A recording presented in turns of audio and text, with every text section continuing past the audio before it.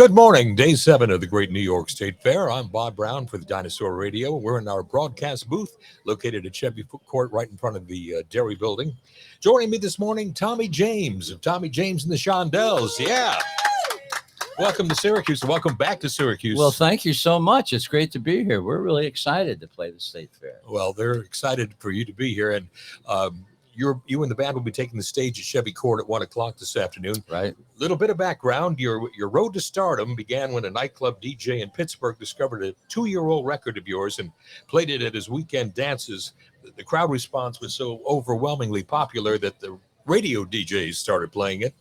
And then an enterprising distributor bootlegged it, selling 80,000 copies in 10 days. That's right. And by May of 1966, Hanky Panky was the #1 record in Pittsburgh.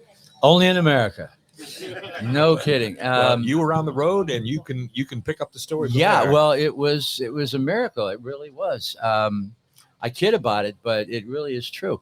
I was on the road with my cover group, the Coachmen. I was right out of high school, and 18 years old, and we were playing a dumpy little club in Janesville, Wisconsin.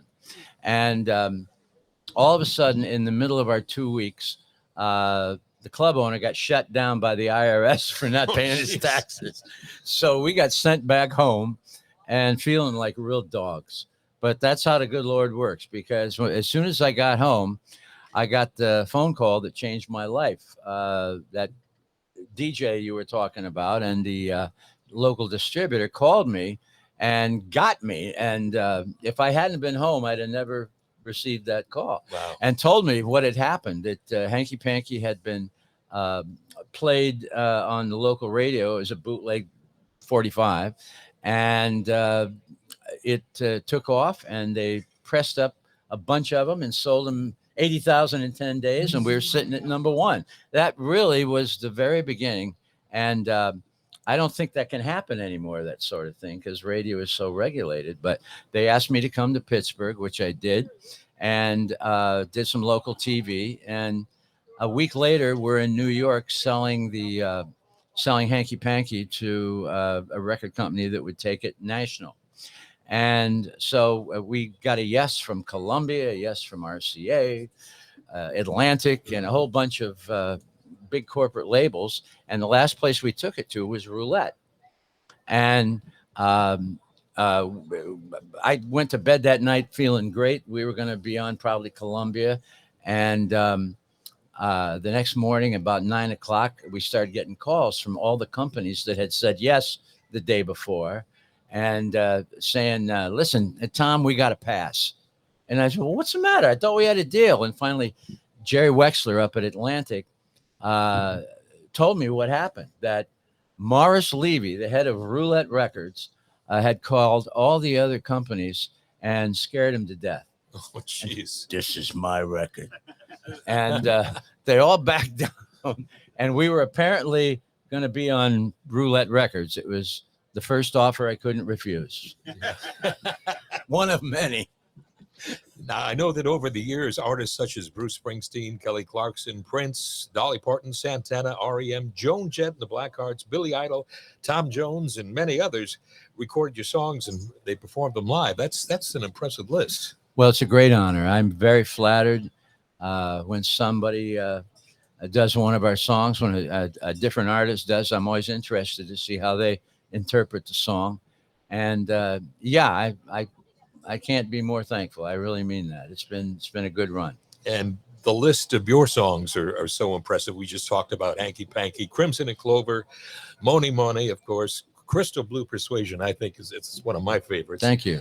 I think We're Alone Now, Dragging the Line, Sweet Cherry Wine, Mirage, just to name a few.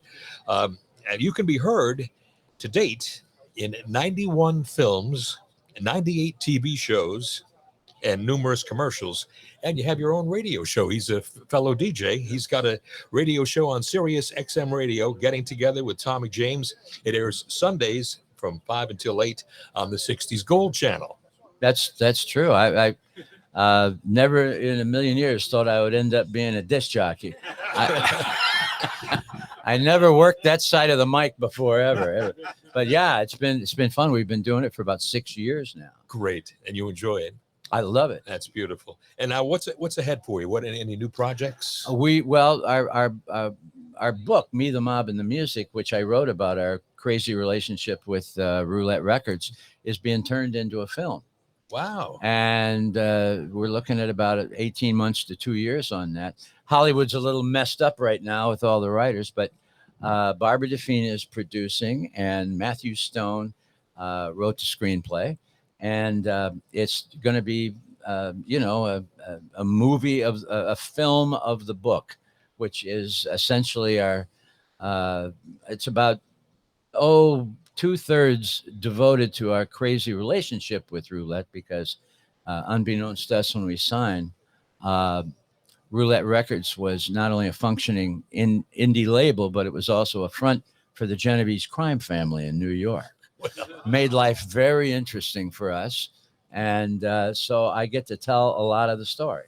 Will there be music in the? Oh, very definitely. And are you writing it all, or? Well, it's going to be our records, but I basically, again, am very honored and flattered that this is happening, and that we're going to get a chance to really tell the story to everybody. Well, we thank you so much for taking the time to be with us this afternoon. Again, the show's at 1:00 right over here at Chevy Court. Thank you for your time. I'll be introducing you this afternoon, and looking forward to it. Ladies and gentlemen, put your hands together for Tommy. Thank James. you. Thank you, Tommy. Thank you so much, Bob. My pleasure. Tommy, could you some liners for us? Sure. I don't have them with me. Just go ahead. Okay.